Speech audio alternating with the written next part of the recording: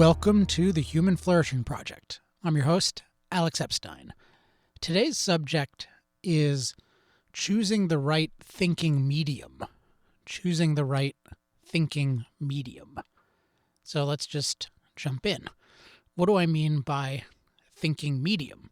Well, you can think of the primary thing we use to think is our brains. So we think within our brains.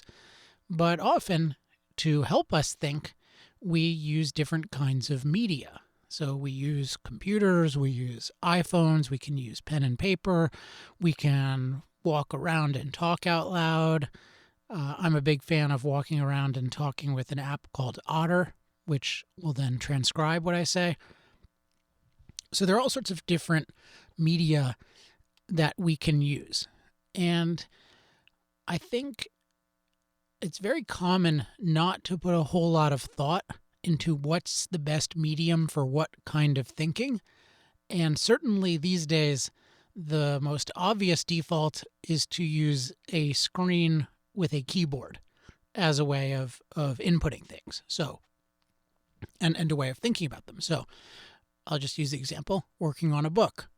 Well, if I'm editing the book, it might seem, well, the obvious thing to do is view things on a screen, because on a screen, then I can easily move things around and I can type things in quickly and I can operate very, very fast. And that just seems like an infinite improvement over using pen and paper.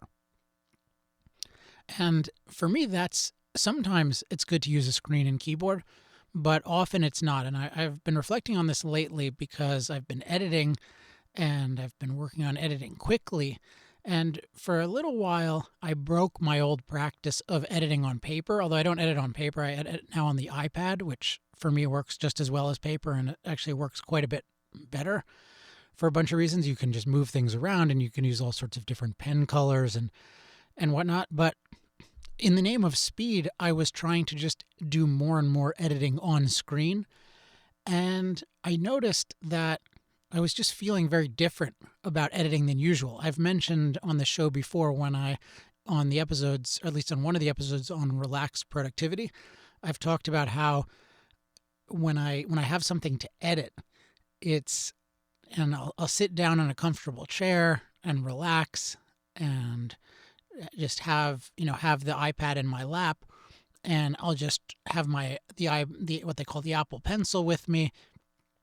And there's just something about that state where the thing is on the screen and I can mark it up, and often I'll have another sheet of fake paper to the side. I'll use Notability and split screen mode. And so sometimes I'll write on the document, sometimes I'll write notes on the side. And there's just something about that where I can think about a piece as a whole much, much better when I'm looking at it. When I'm looking at it, it's typed. But when I can mark it up with a pen versus when I can't, and when it's just on the screen. And I wish I could do justice to all of the different ways in which this is the case, but it is definitely the case that I can just think at a totally different level about a piece of writing if I can mark it up than if it's just on the screen and I'm just manipulating it. And one thing I noticed, for example, is just that when I'm reading it on the screen, when I have the pen with me and when I can mark it up, I'm much harder on things. When I'm looking at it on the screen, I kind of feel like, oh yeah, this looks okay. But when it's on the paper, I'm reading it, and I'm really reading it like it's in a magazine, and I see, no, this is not good enough.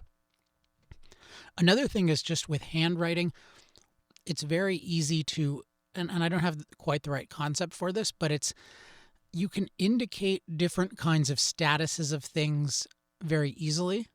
So for instance, you can just, very quickly, you can just write one vertical line next to a paragraph that you like, and two next to one that you really like, and three next to one that you really like. I think Ayn Rand used to do this when editing. Or you can just put an X over something, or you can put a dotted X, and that implies, well, I'm considering cutting this. Or you can even write considering cutting. And there's just something about it where when I mark something up, I can very easily selectively focus on different aspects of it. So I don't have to get rid of anything but I can more easily ignore it. Whereas when it's on the screen, it's sort of either there or it's not there. And I find it very, very hard to think about. Now, the broader idea here is that just for different kinds of thinking, different media are going to be best, and it may well be different per person, for any given individual person. But there's a lot of leverage in figuring out and testing, hey, which media work for me in which situations and which don't. One area that I'm experimenting with now that's showing some really promising results is the area of planning.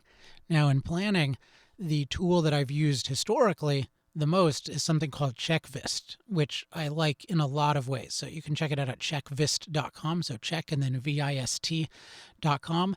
And the great thing about Checkvist is it's very, very good at collapsible outlines. So you can, by the way, sorry if my voice is a little off. I think I'm getting a little bit sick. So you can use these collapsible outlines, and it allows you to view things on different, in a very hierarchical way. So you can say, okay, here's my overall goal, and then here are the steps to getting to it, and then you can break those out into steps. And so it's good for representing certain kinds of things. But I've been experimenting lately with, at least with my plans for the week or my plans for the day, trying out writing those in handwriting. And actually even broader than that. So I've talked on this show, I talked on the New Year's episode last year, maybe a couple of other times, about the different categories that I have for life. I break up my life into the big categories of, I can't believe it's eluding me since I look at them. I look at them every day. There's activities, companions, and foundations. So activities is creation, recreation, rejuvenation. Companions is, romantic, friends and family, depending on how you want to divide that up. Coworkers. It can vary based on the different kinds of companions. And then the third big category is foundations, and that includes resources, and that's mostly money, and then environment, and then physical health, and mental health. So you can listen to the New Year's episode for more on that. But in my checklist, I have those categories, and then I have the current projects for each category. And I've just started playing around with doing those by hand. And it's interesting because there are certain clear disadvantages. I mean, it's not nearly as pretty when I do it by hand. And in a certain way, it's not as fast. But I am finding that with different kinds of categories, I can convey, it's easier for me to prioritize things when I'm doing it with handwriting versus when I do it with when I'm just typing. So, for example, if I'm just in creation and I'm doing the book, it's kind of easy for me to mark something as, hey, think about this in a week. But I can go to it and I'm never going to forget about it, but I can easily kind of focus on, okay, here are the 3 key things for this week. And then, there's this other thing, maybe it's in another color. I'll focus on that in a week. Whereas when it's all written out, when it's all typed out rather on the screen, there's something about it where I can't selectively focus on it in the same way. And again, I'm not exactly sure what's going on with this. If any of you listeners can give me insight into what's going on, I would love that. Email me at alex@alexepstein.com and let me know. But for sure, what's happening is, there's something about it where it's easier for me to think about each area. So it's like easier for me to think about the book and, write out a bunch of stuff, and then I can highlight things, and there's just, I can somehow, the simplest way of putting it, although it's sort of oversimplifying it, is I seem to be able to think better about prioritization when I am writing things by hand. And then for the daily stuff, I'm definitely finding that just having on one sheet, okay, here are the things I'm going to do today, and then crossing those off and then moving them around. And there's something about it that you think, okay, well, this is slow because you're writing this out by hand and that's slower. And then I don't always have to rewrite things. Sometimes I can just select them and move the handwriting around. That's one nice thing about the iPad setup. But in some way it is slower, but at least so far, it's really remarkable how much more control I feel like I have over all of these different projects. There's something about writing them out and having them there where I feel like, yeah, I'm really in touch with all of these things versus when they're on the screen, there's a certain kind of detachment. So that's another example of where I'm finding that handwriting could be really effective. And one experience I have that I think about a lot, and maybe I'll resurrect this, is there was a period of time when I was using a physical cork board for different kinds of projects. So I would have different projects on the cork board, and I would just have little index cards or even smaller than index cards, and I would move them around on the board. And I forget exactly how I did it. I might have had, here's the goal and here's the next action or something like that. But that really gave me a good sense of what I was doing. And I remember I switched to an online cork board, and it seemed like it was as good at first, but it really wasn't as good. Now, the idea was, well, I want to be able to share it with all my teammates and whatnot. But I really took a hit going to that online corkboard, and then I quickly ended up abandoning that. So now I think, okay, well, maybe I'll do that. But at the moment, it seems to have a lot of potential to do it on paper. But I can see, one advantage of the corkboard is you can, you might be able to divide things more easily into different areas. So in the current setup with writing things out for my different categories of life right now, it's just, one page is creation, or one page, and there will be different things within that. So one might be a book, and one might be Human Flourishing Project, and one might be something else, and there are different categories for other things. And maybe that'll get overwhelming to have so many separate pages versus in Checkfist where I can just sort of compress them all and expand. But maybe a corkboard would be better because I could sort of see them all, but I could more easily just focus on one, but then I could visualize the others at the same time.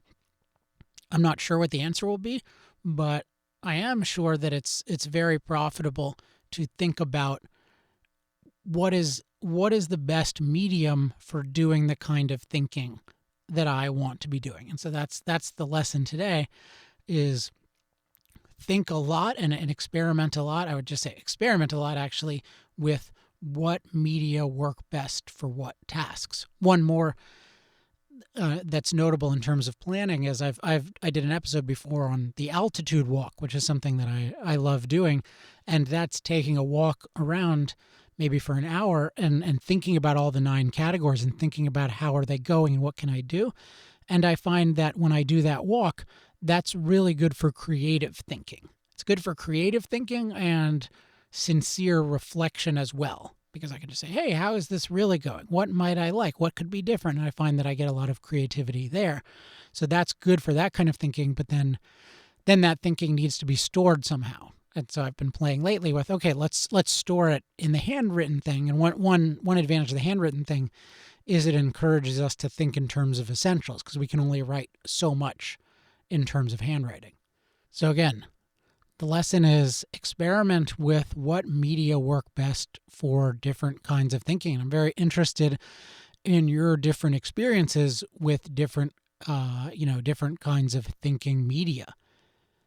And just the qualification is question whether a screen and keyboard is really the best medium for the kind of thinking you're doing. It may well be, but it may well be that makes the thinking less efficient or less effective in terms of just even the kind of result you get, that it's worth using a different medium.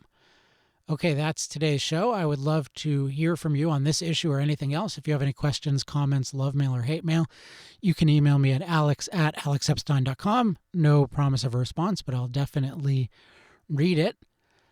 And if you want to participate in discussions about these topics, you can go to the Facebook page, facebook.com/Human Flourishing Project. And if you want weekly updates or bi-weekly updates now on new shows, go to humanflourishingproject.com. So I wish all of you the best with your, finding the right thinking medium for whatever you are trying to think about.